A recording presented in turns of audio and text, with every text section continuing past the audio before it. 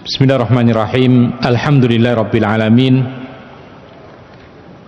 Alhamdulillahilladzi hadana li hadza wa ma kunna linahtadiya laula an hadanallah. Wa nusalli wa nusallimu ala nabiyyinal karim nabiyyina Muhammadin wa ala alihi wa sahbihi wa man tabi'ahum bi ihsanin ila yaumiddin wa sallama tasliman katsira amma ba'd. Para hadirin dan hadirat yang dimuliakan oleh Allah, sebagaimana yang telah kita sampaikan pada kesempatan yang lalu, kita masih membahas tentang hal-hal yang berkaitan dengan sholat Jumat. Pertemuan kita terakhir membahas tentang hal-hal yang diharamkan ketika sholat Jumat.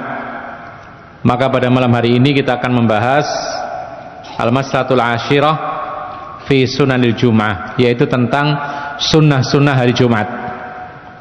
Jadi apa saja yang disunahkan bagi kita pada hari Jumat. Ada hal-hal yang sifatnya khusus bagi orang-orang yang datang ke sholat Jumat. Ada pula umum, baik orang yang tidak datang sholat Jumat seperti wanita, ataupun juga yang sholat Jumat seperti kaum laki-laki. Ikhwana fiddin azakumullah. Maka diantara sunnah-sunnah hari Jumat, yang pertama adalah yusannut tabkiru ila salati lil husuli ala al ajril kabir. Dianjurkan untuk datang di awal waktu ketika sholat Jumat. Kenapa demikian? Untuk mendapatkan pahala yang besar. Apa pahalanya? Fa fi hadithi Abi Hurairah radhiyallahu an, anna Nabiy sallallahu alaihi wasallam qaal, dari Abu Hurairah semoga Allah meridainya, Rasulullah mengatakan, man igtasala yaumal jumu'ati ghusal janabati thumma raha fis sa'atil ula fa ka'annama qarraba badanah.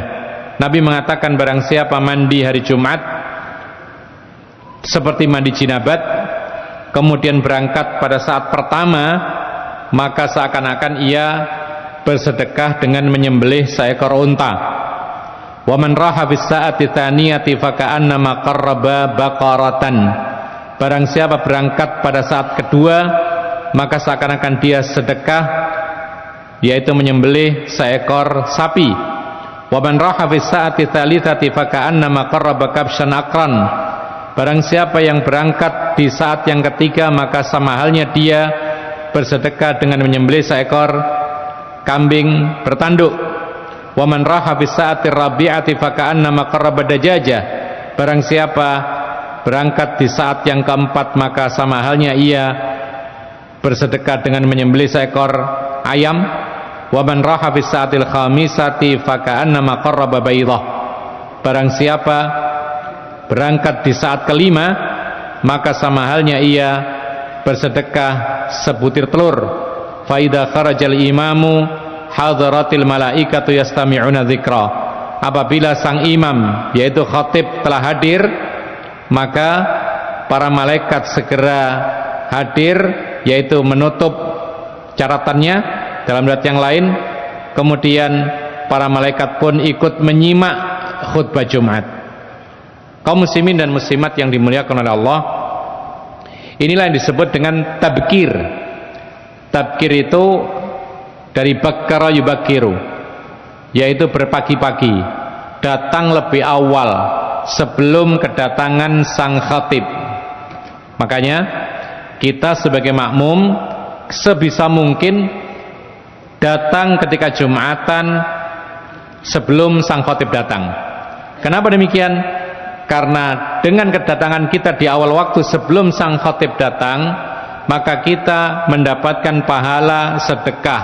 Bisa sedekah seperti onta, kemudian sapi, kambing, keempat apa tadi?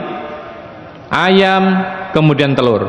Kalau kita terlambat, kita datang ke masjid ketika Jumatan, sang khatib sudah naik mimbar, kita tidak dapat pahala sedekah apa-apa. Ya, kita tidak dapat pahala sedekah apa-apa. Dan nanti akan ada kemuliaan yang diperoleh oleh orang-orang yang datang di awal waktu sebelum datangnya sang khatib. Oleh karena itu ini sekaligus memberitahukan kepada kita atau menjelaskan kepada kita bahwasanya demikianlah sang khatib itu ditunggu kedatangannya. Yang menunggu adalah para makmum. Itu aturannya yang lebih baik.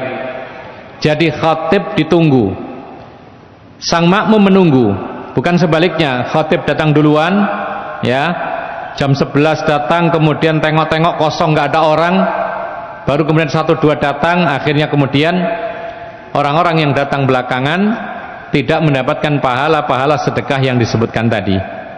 Tapi khatib itu datangnya pas ketika waktu, kemudian naik mimbar, kemudian langsung khutbah seperti yang dilakukan oleh Rasulullah sallallahu alaihi wasallam. Kaum muslimin dan muslimat yang dimuliakan oleh Allah Subhanahu wa taala.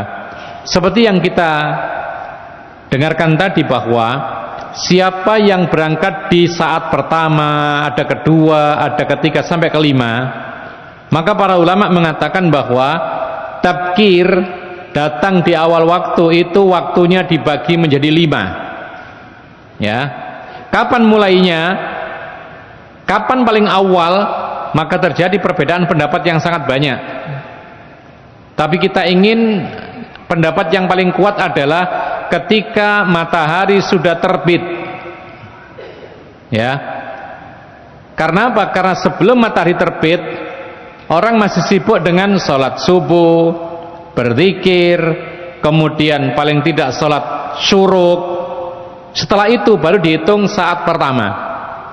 Jadi kalau kita anggap saja waktu syuruk itu misalnya jam berapa? Jam 6 misalnya, ya, atau iya jam 6 misalnya. Kemudian waktu zuhur jam berapa kira-kira? Setengah 12. Berarti berapa jam itu? Jam 6 sampai jam setengah 12. Berapa jam itu? 5,5, ya. 5,5 itu dibagi 5. Jadi 1 jam lebih sekian menit. Jadi dari syuruk 1 jam ke depan lebih sekian menit, maka itu saat pertama. Kemudian berikutnya lagi 1 jam sekian menit saat kedua, sampai saat kelima. Maka barang siapa yang datang di paling awal saat pertama, maka sama halnya dia berkorban menyembelih onta. Jadi kalau kita datangnya kemudian khatib sudah naik mimbar, kita tidak mendapatkan pahala apa-apa. Tapi pertanyaannya adalah, apa ada orang datang sholat Jumat itu jam 7 pagi? Ada nggak kira-kira? Ada. Mungkin di kita nggak ada, mungkin di kita jarang.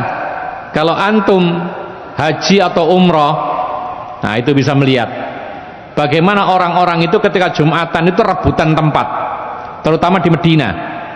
Mereka berebutan tempat, bahkan mereka bukan ketika syuruk, ya, setelah subuh pun mereka langsung berlomba mengambil tempat yang paling depan. Itu terjadi. Bahkan tidak hanya di Mekah, di Medina. Kami pernah tinggal di kota Uneza beberapa tahun, kami dapati orang itu sering bertengkar. Gara-gara apa? Gara-gara untuk mendapatkan shaf pertama. Itu biasanya orang-orang tua. Jadi ketika sholat subuh selesai, mereka langsung lari. Karena kalau di sana itu, di masjid-masjid di Saudi Arabia itu, masjid-masjid yang bukan di Mekah Madinah, ya, di kota-kota yang lain, yang kita jumpa itu masjidnya besar, ya. Tapi kalau untuk sholat berjamaah itu diambil yang paling belakang saja. Jadi diparuh begitu, ada pintu panjang gitu, ya. Dipakai sholat berjamaah hari-hari itu yang belakang. Nah, ketika untuk Jumatan dibuka, kemudian mereka yang tadi sholat subuh langsung maju ke depan. Itu tidak jarang orang-orang tua itu bertengkar betulan itu. Cuman mereka tidak sampai mukul, ya, mereka bertengkar betulan sampai dorong-dorongan itu. Gara-gara apa? Gara-gara ingin mendapatkan shaf pertama untuk sholat Jumat setelah mereka sholat subuh. Seperti itu sampean. Nah, ikhwan fiddin azakumullah, jadi jangan heran kalau apa yang dikatakan oleh Nabi SAW mungkin kita tidak dapati di tempat kita, tapi di tempat yang lain ada. Saking semangatnya untuk mendapatkan pahala sedekah ini dan seterusnya, maka mereka rela menunggu sholat Jumat berjam-jam, 5 jam lebih bahkan, rela mereka mendapatkannya untuk mendapatkan pahala tersebut. Apalagi mereka rata-rata hari Jumat itu libur, ya, sekolah libur, pegawai libur, bahkan sebagian yang dagang pun juga libur.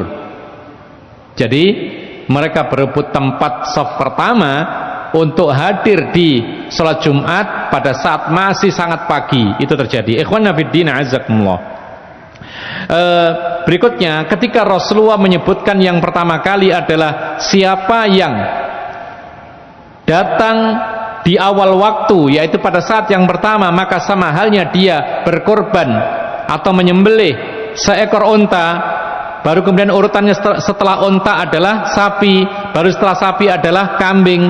Maka ini dijadikan dalil oleh sebagian para ulama bahwa dalam hal sembelihan seperti kurban itu yang paling utama adalah onta. Yang paling utama, semuanya bagus. Kurban sapi, kambing, onta bagus semuanya. Dan tiga-tiga inilah syaratnya hewan kurban. Tapi sebagian para ulama mengatakan diurutkan yang paling mulia, yang paling utama, yang paling besar pahalanya onta dulu, kemudian sapi, kemudian kambing. Tapi sebagian para ulama tidak. Sebagian ulama mengatakan justru kambing lebih utama. Apa alasannya? Karena Rasulullah paling sering kurbannya kambing. Tapi para ulama yang lain mengatakan hadis ini justru menguatkan onta itu lebih utama daripada yang lain. Yang lain itu utama, tapi onta ini adalah lebih utama. Kenapa demikian? Karena Rasulullah lebih mengutamakan onta di sini, hadis ini diawalkan. Biasanya yang paling penting itu didahulukan. Lalu yang kedua, onta itu karena badannya lebih besar daripada sapi, ya, otomatis lebih mahal. Maka apa? Maka berarti di sini pengorbanannya lebih besar. Otomatis karena pengorbanannya lebih besar, pahalanya lebih besar. Sebagaimana Allah menguji, semakin berat ujian, pahalanya semakin besar. Yang ketiga, onta itu karena dagingnya banyak, besar badannya, maka bermanfaat lebih besar untuk kaum muslimin. Dan ini berkaitan dengan hadis Nabi SAW yang lain. Rasulullah mengatakan khairukum anfa'ukum linnas.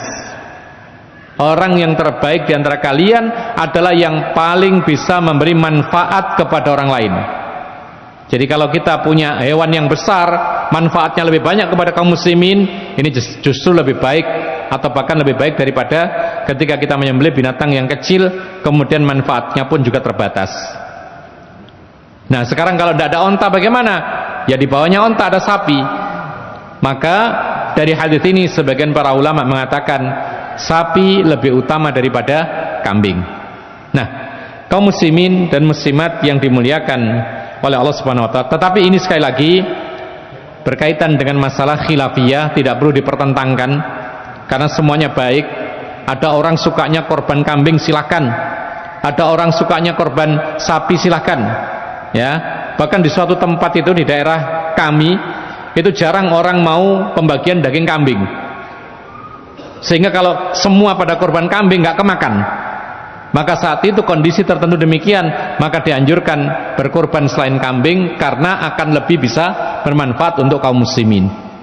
Kemudian ikhwan fiddin a'azzakumullah, hadis ini menunjukkan kepada kita kalau kita korban kambing, ya, maka kambing yang bertanduk lebih utama daripada yang tidak bertanduk. Karena disebutkan di sini adalah kabshan akran, yaitu kambing yang bertanduk.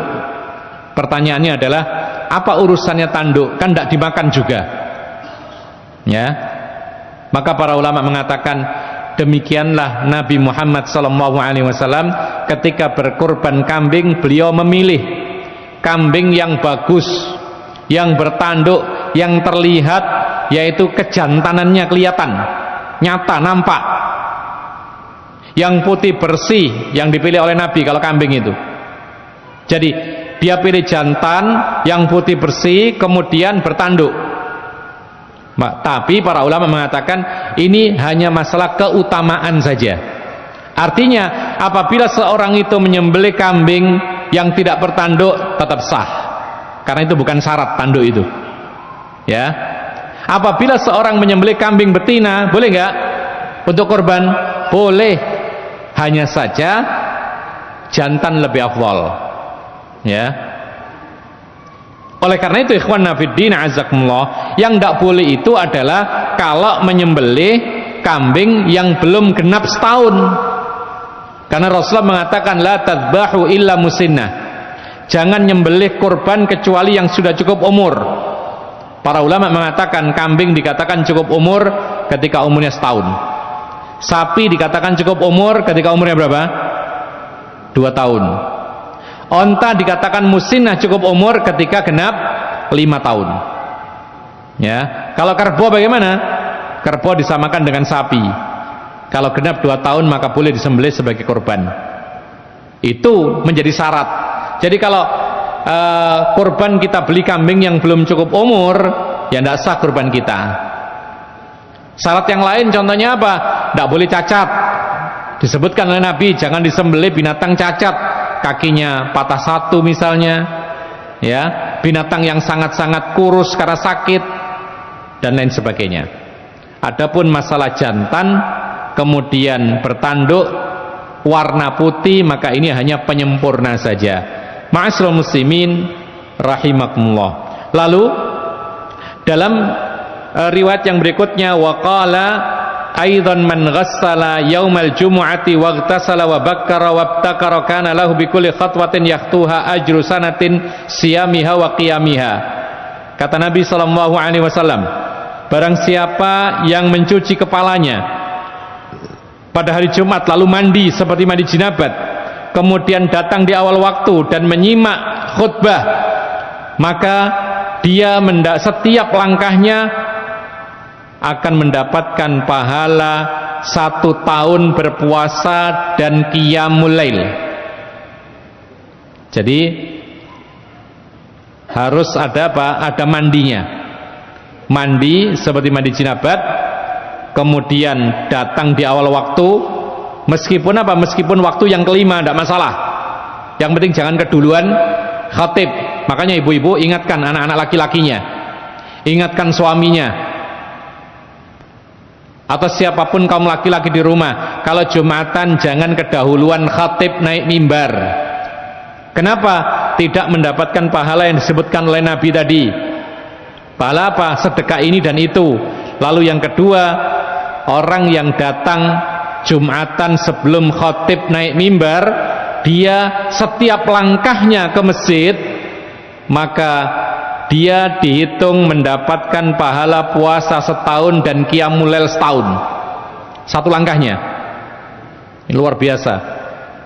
Jadi kalau dari rumah ke masjid 100 langkah, berarti 100 tahun berpuasa dan 100 tahun qiyamul lail pahalanya. Kapan itu? Kalau datangnya sebelum khatib naik mimbar.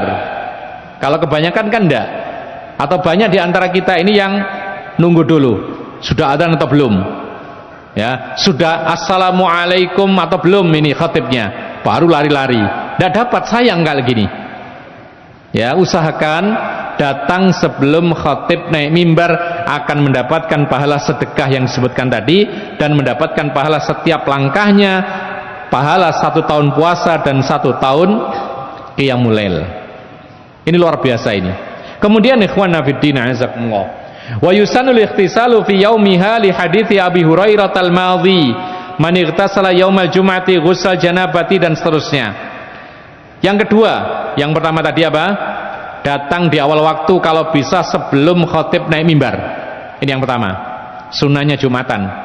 Yang kedua, mandi seperti mandi jinabat ketika hari Jumat sebelum pergi Jumatan, sebagaimana hadis Abu Hurairah, barang siapa mandi di hari Jumat seperti mandi jinabat. Jadi mandinya betul-betul mandi semua, badan semua kena air, mencuci kepala termasuk, ya, keramas, mencuci semua badannya termasuk semuanya.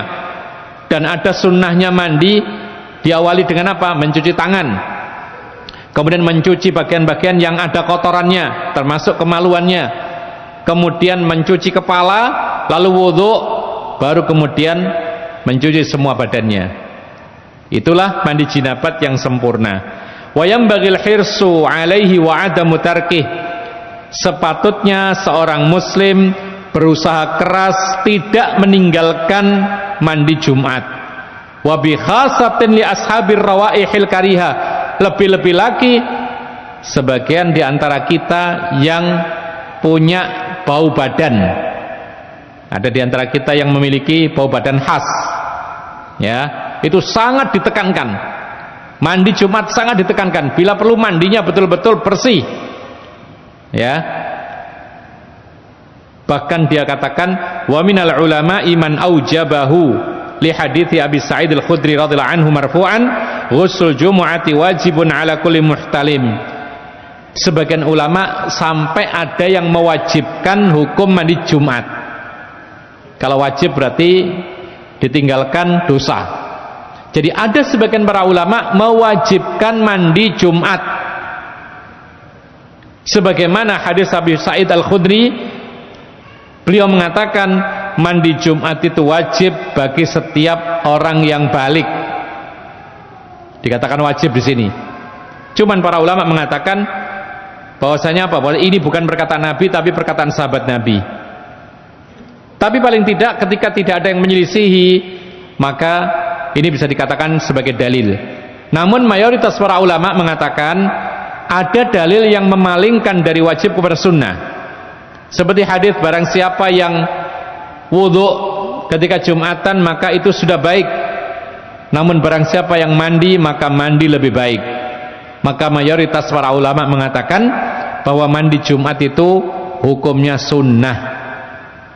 Namun kita katakan seperti yang dikatakan oleh penulis, wala'allal qawlu biwujubihi aqwa wa ahwadu wa annahu la yasqutu ila li'udhrin. Mudah-mudahan atau barangkali saja pendapat yang mengatakan wajib lebih kuat dan lebih berhati-hati, dan mandi Jumat itu tidak gugur kewajibannya kecuali kalau ada uzur. Jadi penulis kitab Al-Fiqh Muyassar menguatkan mandi Jumat itu hukumnya wajib. Berarti kalau tidak dilakukan padahal nggak ada uzur maka berdosa. Yang ketiga, wa yusannu tatayyub wa tanadhdhuf wa izalatu ma yanbaghi izalatuhu minal jismi kataqlimil adhafiri wa ghairih. Disunahkan yang ketiga pada hari Jumat yaitu memakai wangi-wangian bagi yang akan melakukan salat Jumat. Kemudian membersihkan diri dan menghilangkan apa yang patut dihilangkan dari badan seperti memotong kuku dan yang lainnya. Sunnah fitrah dilakukan hari Jumat. Ya. Jadi selain memakai wangi-wangian, kemudian memotong kuku, kemudian mohon maaf mencukur bulu kemaluan, ini termasuk juga sunnah fitrah, kemudian mencabut bulu ketiak. Ya. Bahkan nanti akan ada keterangan Rasulullah membatasi waktu maksimal jangan sampai ditinggalkan melakukan sunnah fitrah ini. Yang kita lihat ada sebagian orang ya itu sampai tidak dirawat, kukunya dibiarkan panjang, kemudian bulu ketiaknya juga demikian, ya. Maka ini tidak layak bagi seorang muslim. Seorang muslim yang mengerti tentang sunnah fitrah, insya Allah kukunya bersih. Kenapa demikian? Karena setiap pekan itu ada anjuran para ulama untuk memotong kuku. Ada anjuran para ulama untuk mencabut bulu ketiak. Jangan dibiarkan lebat bulu ketiaknya. Ya. Sampai seperti apa binatang begitu, tidak pantas. Seorang muslim yang mengerti tentang sunnah-sunnah Nabi, maka selayaknya ketiaknya itu bersih, karena setiap pekan dilakukan sunnah Rasulullah SAW. Beliau mengatakan, "Wat-tanadzufu amrun zaidun 'alal ightisal." Membersihkan diri itu tidak hanya sekedar mandi. Kalau mandi sudah dikatakan tadi, sebagian para ulama mengatakan wajib. Ini bersih-bersih diri. Bersih-bersih diri ini wa yakunu dzalika biqat'ir rawaihil karihati wa asbabiha. Dengan cara apa bersih-bersih diri itu? Berusaha untuk menghilangkan bau-bau yang tidak sedap di badan dan apa penyebabnya. Ya. Kalau misalnya di ketiak ini ada bau yang tidak bagus, ya dihilangkan. Sebabnya, oh ternyata banyak bulu yang menimbulkan bau yang tidak sedap, ya dia dilakukan sunnah Rasul, dicabut dan semisalnya. Ketika misalnya di dalam badan ini ada daki yang menempel, ya digosok sampai hilang. Itu namanya tanadzuf, bersih-bersih diri. Beliau mengatakan kasyu'uril lati amara syari'u biizalatiha. Termasuk bersih-bersih diri ini adalah membersihkan bulu-bulu yang memang dianjurkan dalam Islam untuk dibersihkan. Tadi kita katakan mencabut bulu ketiak, memotong kuku disebutkan di sini, wal adhafir, memotong kuku, wa yusannu halqul anati wa naftil itti wa taqlimil adhafir. Hari Jumat itu disunahkan untuk mencukur bulu kemaluan, ya mohon maaf disebutkan di sini, mencabut bulu ketiak dan memotong kuku, wa hafiz syaribi, demikian pula memendekkan atau memotong kumis bagi laki-laki. Ma'at tatayyub, disertai dengan yaitu memakai wangi-wangian. Li hadithi Salman marfu'an, la yaghtasilu rajulun yaumal jum'ati wa yatatahharu masata'a min tuhrin wa yaddahinu min dihnihi aw yamassu min tibi baitihi. Qala Ibnu Hajar, min tuhrin al muradu bihil mubalaghatu fit tanzif wa yukhadhu min 'atfihi 'ala al ghusli anal murada bihi at-tanzifu bi akhdhi syaribi wadh-dhufri wal 'ana. Kesimpulannya, para ulama tidak hanya mengatakan bahwa hari Jumat itu disunahkan atau disyariatkan untuk mandi dan bersih-bersih diri, tapi hari Jumat itu adalah kesempatan melaksanakan sunnah-sunnah fitrah. Apa saja? Potong kuku. Apa tadi? Yang kedua, mencabut bulu ketiak. Beda-beda ya. Kalau kuku bukan dicabut, tapi dipotong.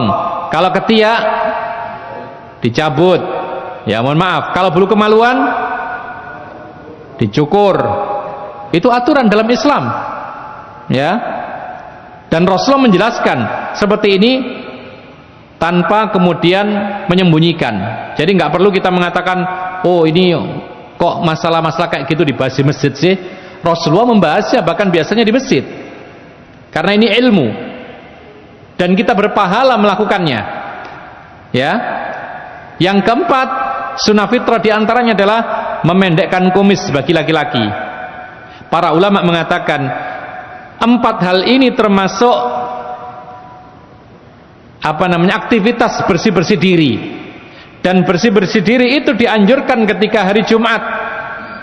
Maka saat itulah kalau bisa hari Jumat itu kesempatan untuk bersih-bersih diri, melaksanakan sunnah-sunnah fitrah tadi. Memang tidak ada secara spesifik ayat Quran atau hadits mengatakan lakukanlah sunnah fitrah hari Jumat, tidak. Tapi para ulama mengatakan karena sunnah fitrah tadi ini termasuk bagian daripada bersih-bersih diri, dan itu dilakukan oleh orang yang hendak sholat Jumat, maka lakukanlah di hari Jumat. Bahkan tadi kita singgung sedikit, ada larangan membiarkan sunnah fitrah ini lebih dari 40 hari. Jadi misalnya kalau kita mungkin lupa, mungkin kita lalai, mungkin kita sibuk, Jumatan atau hari Jumat gak dipotong kukunya, masih dibolehkan. Ya. Yang laki-laki tidak motong kumisnya hari Jumat, tidak apa-apa masih. Meskipun itu dianjurkan. Tidak mencabut hulu ketiaknya ketika Jumat tidak apa-apa, tapi jangan sampai lebih dari 40 hari. Dalam sebuah hadis Anas bin Malik mengatakan, "Wukkita lana fi qasis syaribi wa taqlimil azfari wa natfil ibti wa halqil anati alla natruka aktsara min arba'ina lailah," rawahu Muslim. Perhatikan di sini. Anas mengatakan, kita ini kaum muslimin dibatasi waktunya oleh Nabi Sallallahu Alaihi Wasallam untuk tidak membiarkan, tidak melewatkan potong kumis, potong kuku, mencabut bulu ketiak, dan mencukur bulu kemaluan. Itu tidak boleh dibiarkan lebih dari 40 malam. Maksudnya 40 malam ya 40 hari, sama aja. Karena pergantian hari itu malam, biasa disebut 40 malam. Jadi Rasul membatasi. Apa artinya? Artinya jangan sampai lewat 40 hari. Ya, memotong kuku jangan sampai lewat. Mungkin 20 hari masih boleh, 30 hari masih boleh, tapi kalau sudah 40 hari segera dipotong kukunya, dicabut bulu ketiaknya, dipotong kumisnya, dan lain sebagainya. Inilah sunnah-sunnah fitrah yang diajarkan oleh Nabi SAW. Bahkan sebagian para ulama mengatakan haram hukumnya kalau tidak dilakukan sunnah fitrah ketika mencapai 40 hari. Sampai ada yang mengatakan haram. Jadi diantara kita yang kukunya panjang, ya, dibiarkan sampai berapa hari? 50 hari, berarti dia masuk atau jatuh kepada keharaman selama 10 hari. Karena batasnya 40 hari. Itu tidak haram. Tapi ketika 41 sampai 50 hari, dia jatuh terus mendapat dosa, dosa dan dosa. Ini sebagian para ulama mengatakan demikian, sebagian yang lain mengatakan itu hanya makruh. Tapi kita katakan sebaik-baik petunjuk adalah petunjuk Nabi, sebisa mungkin kita lakukan sunnah-sunnah Nabi. Jadi intinya adalah yang ketiga termasuk disunahkan hari Jumat adalah melaksanakan sunnah-sunnah fitrah. Di antaranya adalah memotong kuku, mencabut bulu ketiak, mencukur bulu kemaluan, dan memotong kumis bagi laki-laki. Kemudian ikhwan fiddin azakumullah, yang keempat, yusannu lahu an yalbasa ahsana thiyabi li hadits Ibnu Umar anna Umar bin al-Khattabi radhiyallahu anhu ra'a hullatan sayra'a 'inda babil masjid. Yang keempat adalah disunahkan bagi orang yang ikut salat Jumat memakai pakaian terbagusnya, pakaian yang paling bagus yang dia punya kalau bisa. Kita di rumah biasanya punya beberapa baju, ya, ada satu baju yang kita anggap paling bagus, paling kita senang, atau kita katakan baju favorit. Nah, itulah yang dipakai ketika Jumatan kalau bisa, ya. Kalau tidak punya yang terbagus, pokoknya yang bukan paling buruk. Apakah harus baru? Tidak harus baru. Pokoknya baju yang paling bagus yang ia punya dipakai untuk sholat Jumat.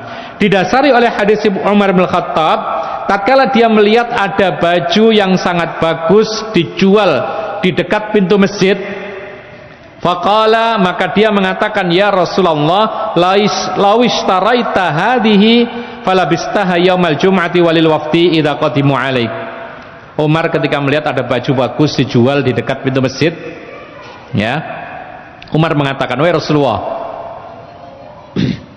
kalau kau beli baju ini bagus wahai Rasulullah, untuk Jumatan dan untuk menyambut tamu-tamu utusan yang datang kepada engkau. Hadis ini tidak diteruskan kelanjutannya. Kelanjutannya adalah karena baju ini terbuat dari kain sutra, maka Rasulullah menolak. Tidak wahai Umar, itu adalah kain sutra. Bagi laki-laki tidak boleh pakai kain sutra. Nah, Rasulullah menolak bukan karena bagusnya, bukan karena anjuran atau masukan daripada Umar untuk Jumatan dan menerima tamu pakai baju bagus, bukan itu. Tapi Rasulullah menolak karena dia kain sutra, nggak boleh bagi laki-laki, boleh bagi perempuan.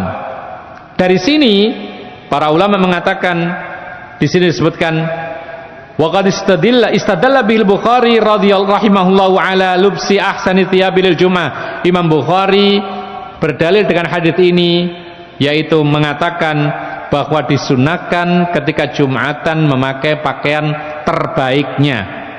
Qala, dia mengatakan bab yalbasu ahsana ma yajidu. Sebaiknya orang yang Jumatan itu memakai pakaian yang paling bagus yang ia punya. Qala al-Hafidz Ibnu Hajar wa wajhul istidlal bihi min jihati takririhi sallallahu alaihi wasallam li Umar ala asli tajammulil jum'ah. Segi pendalilannya adalah karena Rasulullah SAW menyetujui Umar, yaitu tentang apa? Tentang saran Umar untuk berhias ketika Jumatan, dan Rasul tidak menolak itu. Rasul menolaknya karena itu kain sutra saja. Wali qauli sallallahu ma ala ahadikum law ishtara thawbain liyaumil jum'ati siwa thawbai mihnatihi ai thawba khidmatihi wa syughli. Ada hadis yang lain, dan ini mungkin peringatan buat kita, terutama orang-orang yang kerja di hari Jumat, ya.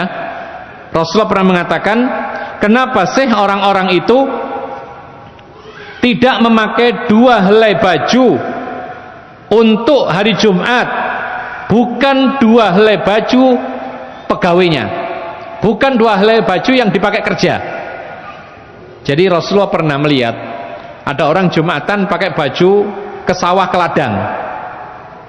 Otomatis kan orang ke sawah ke ladang itu bajunya ya kadang-kadang kelihatan kotor gitu. Ketika Jumatan dipakai Jumatan, maka Rasulullah SAW mengingatkan, kenapa sih orang-orang itu ketika Jumatan nggak pakai baju lain yang bersih yang bagus selain baju bekerja dia gitu loh. Jadi kalau kita misalkan pegawai misalnya yang Jumat itu kerja pakai seragam, dan seragamnya itu ya biasa, kita tahu seragam itu ya biasa ya. Lalu ketika hari Jumat, Jumatan kita pakai seragam itu ya, dan kategori bajunya biasa, maka sebaiknya ganti baju khusus untuk Jumatan, sebaiknya. Tapi andaikan tetap begitu ya sah, tapi afdolnya Rasulullah mengingatkan, seandainya pakai baju yang lain untuk Jumatan itu lebih bagus. Apalagi yang ada saudara kita yang kerja di bengkel, ya, ketika Jumatan langsung saja ikut Jumatan, tapi ikut sholatnya saja dengan baju belepotan minyak, oli dan semisalnya. Maka ini sangat tidak layak. Sebaiknya apa? Ketika kerja hari Jumat, rumahnya jauh misalnya, Jumatan di dekat tempat kerja, bawa pakaian cadangan, bawa pakaian untuk Jumatan. Dan itu juga bisa dilakukan oleh para siswa di sekolah yang ketika hari Jumat, sholat Jumatnya di masjid sekolah, maka sebisa mungkin sholat Jumat tidak dengan pakai seragam sekolah, karena biasanya kalau seragam sekolah dipakai dari pagi sampai siang itu biasanya sudah kotor, kadang sudah bau. Sebaiknya ganti baju untuk Jumatan khusus, ini sebaiknya, karena itulah yang diingatkan oleh Rasulullah SAW. Meskipun ini tidak wajib, tapi ingat, Allah itu maha indah dan suka ketika hambanya berhias kepada Allah Subhanahu wa ta'ala. Ma'asyiral muslimin rahimakumullah. Jadi bukan hanya pasangan kita saja yang senang kita ini berhias di hadapannya, tapi Allah pun juga senang kalau hambanya itu bersih, bagus, wangi dan lain sebagainya. Ikhwana fiddin, a'azzakumullah. Kemudian, jadi tidak mengapa ya orang kerja bawa pakaian ganti ketika Jumatan itu. Terus mandinya bagaimana? Ya kalau mampu mandi sebelum Jumatan lebih baik. Tapi kalau ketika berangkat kerja sudah mandi, misalnya jam 7 sudah mandi, ya tidak apa-apa, sudah cukup. Karena mandi itu batasannya adalah yang penting hari Jumat, masuk hari Jumat, itu sudah dikategorikan mandi. Ya, kalau sebelum subuh berarti belum Jumat. Karena mulai dihitung masuk Jumat itu ketika terbit fajar, waktu subuh. Jadi misalnya ketika kita bangun subuh, ya, bangun subuh, kemudian kita mandi besar, mandi jinabat, diniatkan untuk Jumatan juga, maka ini cukup sah. Cuman para ulama mengatakan yang lebih afdal itu kapan kita mau berangkat Jumatan, maka saat itulah dianjurkan untuk mandi besar. Kenapa demikian? Ya jelas, kalau orang baru mandi lalu berangkat ke masjid, maka kelihatan bekas mandinya itu masih ada, kemudian wanginya itu masih ada tersisa, badan belum bau dan lain sebagainya. Ma'asyiral muslimin rahimakumullah. Yang kelima, wa yusannu fi yaumiha wa lailatiha al-iktsaru minas salati 'alan nabiy sallallahu alaihi wasallam liqaulihi sallallahu alaihi wasallam aktsiru minas salati 'alayya yaumal jumu'ah. Yang kelima di antara sunnah-sunnah hari Jumat adalah dianjurkan memperbanyak bersolawat kepada Nabi. Banyak-banyak solawat, dengan solawat-solawat yang disyariatkan. Paling tidak sering mengatakan Allahumma sholli ala Muhammad. Sudah cukup. Terus diulang-ulang hari Jumat. Ditambah lagi Allahumma sholli wa sallim ala nabiyyina Muhammad. Atau mengatakan sallallahu alaihi wasallam, sallallahu ala nabiyyina Muhammad.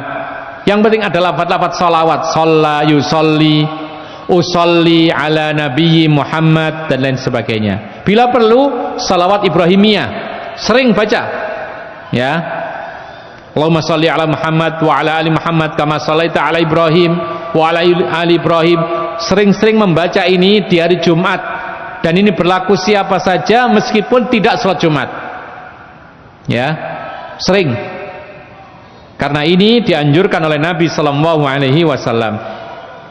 Bahkan dalam sebuah hadis bahwasanya Rasulullah memerintahkan untuk memperbanyak salawat hari Jumat, karena salawat kalian itu dipaparkan kepada aku di hari Jumat, kata Nabi begitu.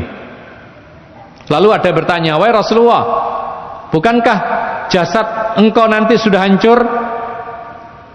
Maka Rasulullah mengatakan, sesungguhnya Allah subhanahu wa ta'ala mengharamkan bumi ini untuk memakan jasadnya para nabi. Jadi nabi-nabi itu sekarang masih utuh, ya. Yang mengatakan demikian Rasulullah. Allah mengharamkan tanah ini makan jasadnya Nabi. Sehingga ketika Jumatan Allah memaparkan salawat kita kepada Nabi SAW, dan Nabi dibuat mendengar. Itu yang dikatakan oleh para ulama demikian. Nah, yang keenam, wa yusannu an yaqra'a fi fajriha fis salati bi suratai sajdah wal insan li muwadhabatihi sallallahu alaihi wasallam ala dzalik. Yang keenam, disunnahkan untuk membaca 2 surat dalam sholat subuh di hari Jumat. 2 surat itu adalah, yang pertama surat As-Sajdah untuk rakaat yang pertama, yang kedua adalah surat Al-Insan, Hal ata 'alal insan. Ini cukup panjang ya. Mungkin di sini sudah terbiasa ya. Di sini ya, insya Allah ya, atau belum? Jadi kalau kita lihat surat As-Sajdah itu ada 3 halaman mushaf Madinah, ya, 3 halaman. Itu dibaca ketika rakaat pertama, ketika subuh hari Jumat. Lalu rakaat kedua dibaca surat Al-Insan, Hal ata 'alal insan, itu 1 halaman lebih dikit. Jadi total berapa itu? 4,5 halaman kira-kira. Tidak tahu kuat gak kita ini. Nah, kalau di Mekah Madinah biasa itu, di sebagian pondok-pondok pesantren juga biasa. Dikenalkan kepada masyarakat bahwasanya demikianlah sunnah Nabi. Ketika hari Jumat sholat subuhnya bacaannya ini dan itu. Ini sunnah. Rasul sering sekali melakukan demikian. Dan di dalam surat As-Sajdah itu ada sujud tilawah. Ya.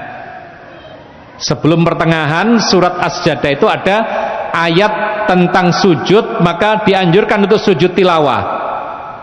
Jadi di tengah membaca surat, kemudian Allahu Akbar sujud, kemudian berdiri lagi, makmum juga ngikut. Ya, ini banyak yang keliru biasanya. Bahkan di Masjidil Haram pun banyak yang keliru. Karena terlalu jauh, tidak ngelihat depannya, imamnya sujud, dia rukuk, bingung.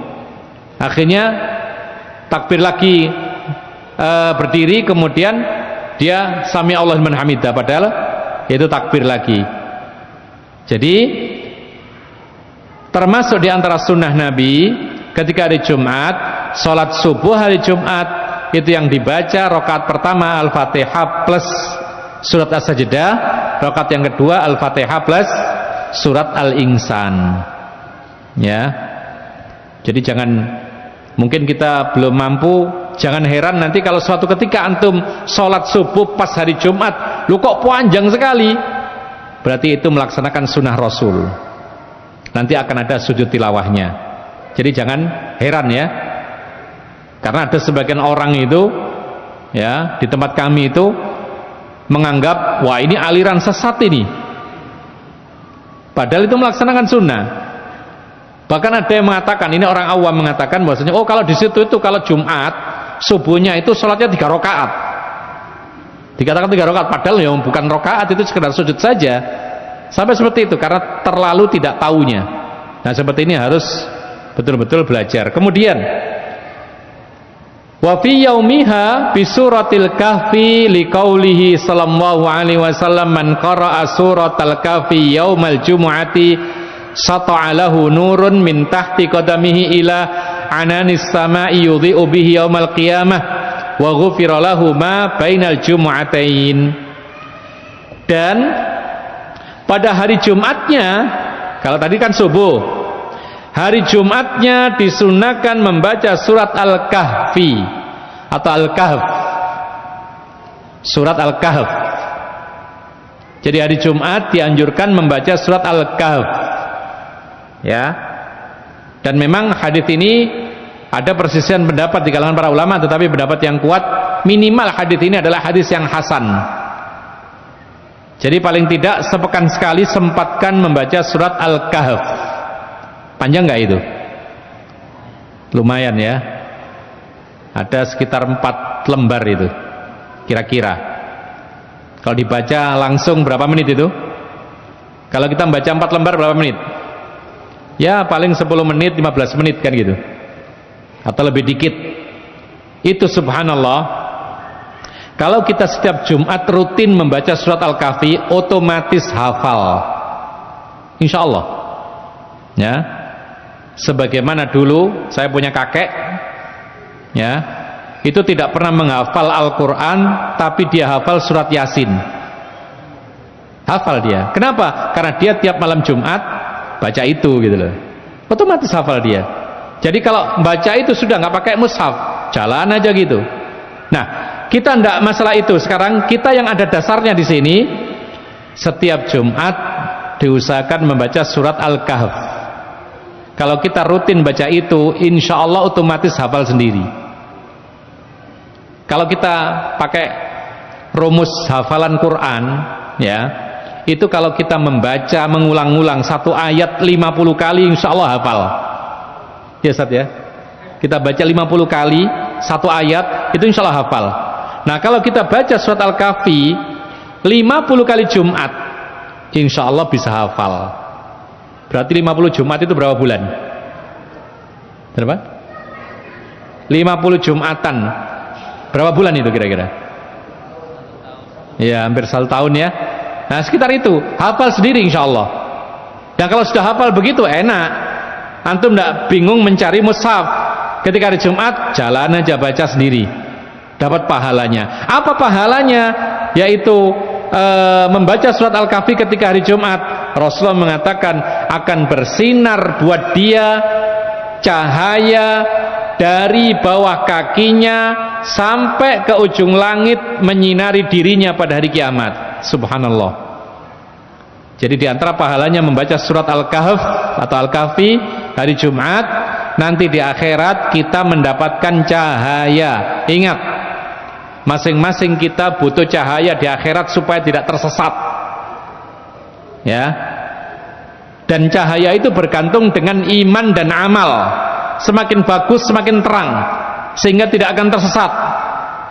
Kalau yang kurang iman, lemah iman, tidak ada amal, redup, tidak punya cahaya, nyasar ke neraka. Bisa jadi.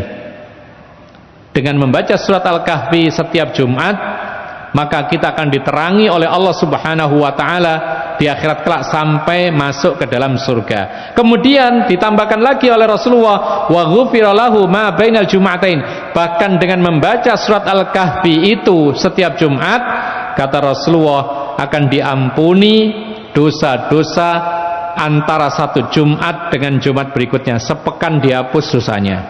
Tapi para ulama memberi catatan, dosa yang dihapus adalah dosa kecil.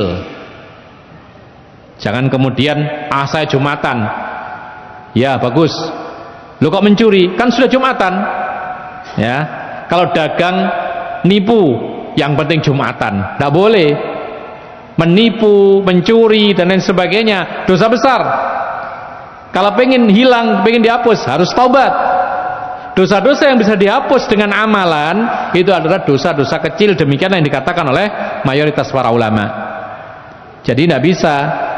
Jangan kemudian naudzubillah min dzalik berzina. Lu kok berzina? Yang penting Jumatan. Karena dosanya hilang antara Jumatan yang satu dengan yang berikutnya. Itu ada loh. Di tempat kita itu ada orang yang semua perbuatan buruk dilakukan, tapi rajin sholat Jumat. Alasannya kan dihapus dosa saya. Kalau saya Jumatan satu dengan berikutnya dihapus, ya enggak apa-apa. Nipu-nipu, bohong, mencuri, kalau dagang curang, janji gak ditepati, enggak apa-apalah, yang penting Jumatan dihapus dosanya sepekan, kan gitu. Tidak demikian. Yang benar itu adalah dihapus dosanya itu adalah dosa-dosa kecilnya. Kemudian ikhwana fiddin azakumullah, yang berikutnya, yusannu liman dakhala al-masjid yaumal jum'ati alla yajlisa hatta yusalli rak'ataini li amrihi sallallahu alaihi wasallam bidzalika wa yujizu fihi ma idza kana al-imamu yakhtub. Disunahkan ini khusus bagi orang yang masuk masjid pada hari Jumat untuk melakukan 2 rakaat salat sebelum duduk, karena Nabi memerintahkan hal tersebut. Dan jikalau kita masuk masjid terlambat, ya, khatib sedang di atas mimbar berkhutbah, maka tetap sholat tahiyatul masjid secara ringkas, jangan diabaikan. Jadi kalau kita terlambat mau Jumatan, kedahuluan khatib naik mimbar, maka masuklah masjid, tetap sholat 2 rakaat tapi diringkas seringkas mungkin. Agar apa? Agar cepat selesai sholatnya lalu sempat menyimak khutbah Jumat. Kemudian yang ke-8, wa yusannu an yuktsira minad du'ai wa yataharra sa'atal ijabati. Disunnahkan pada hari Jumat itu untuk memperbanyak berdoa, banyak-banyak berdoa. Dan sebaiknya juga, alangkah bagusnya juga, yaitu memanfaatkan waktu-waktu mustajab. Di hari Jumat itu ada waktu mustajab. Rasulullah SAW bersabda, inna fil jumu'ati la sa'atan la yuwafiqu 'abdun muslimun wa huwa qa'imun yusalli yas'alullaha syai'an illa atahu iyyah. Rasulullah pernah mengatakan, sesungguhnya hari Jumat itu ada suatu saat, jika ada seorang sholat Jumat kemudian dia berdoa kepada Allah minta sesuatu, pasti akan dikasih oleh Allah Subhanahu wa taala permintaannya. Ini bagi yang kewajiban sholat Jumat. Bagi perempuan tidak harus Jumatan, doa di waktu mustajab. Dan Rasulullah menjelaskan dalam sebuah hadis, yaitu terakhir waktu setelah asar. Ini ada riwayat begitu, riwayat Abu Dawud, yaitu akhiru sa'atin ba'dal asar, saat terakhir setelah asar, yaitu menjelang maghrib. Ini insya Allah waktu mustajab ketika Jumat. Jangan disia-siakan, sempatkan duduk memohon kepada Allah sebelum waktu maghrib hari Jumat kalau bisa, ya. Kemudian apalagi ketika puasa, bertumbuk-tumbuk waktu mustajabnya. Sudah waktu itu adalah mustajab ketika dia sedang puasa lagi, apalagi sedang musafir. Orang musafir juga termasuk salah satu sebab diterimanya doa oleh Allah Subhanahu wa taala. Kemudian lagi Rasulullah mengatakan, ma baina an yajlisal imamu ila an tuqdas salat. Waktu mustajab itu diantaranya adalah antara duduknya imam di atas mimbar sampai selesai sholat. Duduknya siapa? Khotib di atas mimbar itu mulai pertama. Mulai pertama apa? Datang, salam, duduk. Nah, ini mulai sudah. Itu waktu mustajab. Sempatkan berdoa. Ya.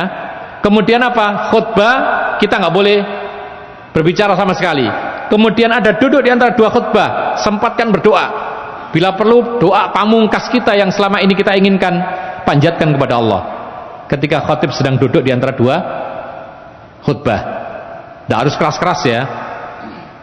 Jadi para ulama mengatakan tidak harus sholawat ketika duduk di antara dua khutbah itu. Tapi apa? Tapi itu kesempatan untuk berdoa. Ya, bagi antum mungkin yang selama ini pengen pengen menikah yang belum menikah gitu ya, sempatkan. Ya, mudahkan ya Allah untuk menikah. Tidak masalah. Bagi yang mungkin belum punya rumah misalnya, silakan, tidak masalah. Tapi ingat, jangan hanya dunia yang diminta. Kalau bisa ampunan dari Allah Subhanahu wa taala, karena itulah kesuksesan yang sebenarnya. Sampai selesai sholat. Sampai selesai sholat.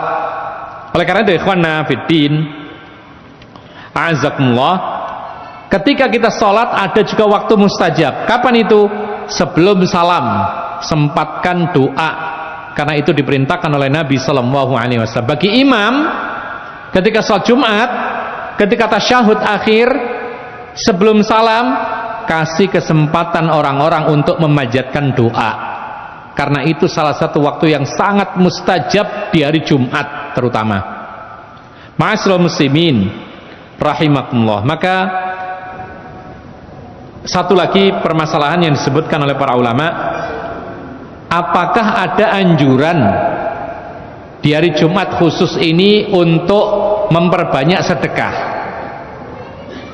Ya, apakah ada anjuran khusus sedekah di hari Jumat? Tadi kan kita katakan ada berbagai amalan. Ya, nah sekarang pertanyaannya, ada nggak anjuran untuk sedekah di hari Jumat secara khusus? Ada nggak kira-kira? Kan sering kita dengar sedekah Jumat, ya kan? Ada bahkan nasi Jumat, semua serba Jumat sekarang.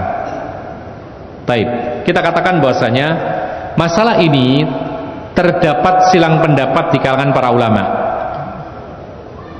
Jadi mengkhususkan Jumat, memperbanyak sedekah, itu terjadi perbedaan pendapat di kalangan para ulama. Ada sebagian yang mengatakan tidak ada disyariatkan, tidak disyariatkan mengkhususkan sedekah di hari Jumat. Sedekah ya kapan aja, nggak ada pengkhususan Jumat.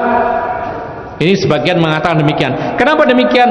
Karena Nabi pernah melarang mengkhususkan Jumat dengan ibadah-ibadah yang tidak ada pengkhususannya. Contoh, Rasulullah mengatakan la takhussu lailatal jum'ati biqiyamin min duni layali. Jangan mengkhususkan qiyamul lail malam Jumat padahal malam-malam yang lain enggak melakukan. Enggak boleh. Tambah lagi Rasulullah mengatakan wala takhussu yaumal jum'ati bisiyamin min bainil ayyam. Dan jangan pula mengkhususkan puasa hari Jumat padahal hari-hari yang lain tidak. Illa an yakuna fi saumin yasumuhu ahadukum, kecuali kalau memang dia biasa puasa sunnah, kebetulan bertepatan Jumat, silakan teruskan.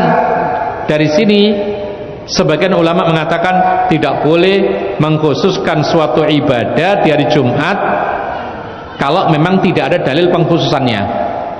Mereka mengatakan seperti sholat qiyamul lail malam Jumat khusus tidak boleh, puasa khusus Jumat tidak boleh, sedekah khusus sebagian memasukkannya. Tetapi ikhwan fillah azakumullah, pendapat yang lain mengatakan boleh, bahkan dianjurkan memperbanyak sedekah. Ini kontradiksi, berlawanan. Ya, tapi sikap para ulama itu tidak perang gitu loh.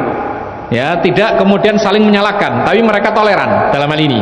Meskipun ada yang melarang, ada yang menyuruh. Pendapat yang kedua mengatakan justru dianjurkan memperbanyak sedekah karena Jumat itu hari raya dalam sepekan, hari yang mulia. Kalau hari yang mulia, hari besar, maka amalan-amalan akan dilipat gandakan oleh Allah Subhanahu wa taala. Kesempatan untuk memperbanyak sedekah, pahala dilipat gandakan. Dan ada athar perkataan sahabat Nabi seperti Ibnu Abbas, beliau mengatakan as-shadaqatu yaumul jum'ati afdalu minha fi sairil ayyam. Sedekah di hari Jumat lebih utama daripada sedekah di hari-hari yang lain. Dari athar ini ada perbuatan sebagian para ulama seperti Syekhul Islam Ibnu Taimiyah, setiap kali keluar dari rumah menuju masjid, dia bawa apapun yang ada di rumah dibagi-bagi ke orang-orang miskin di jalan, khusus Jumat. Kesimpulannya, ini terdapat perbedaan pendapat para ulama.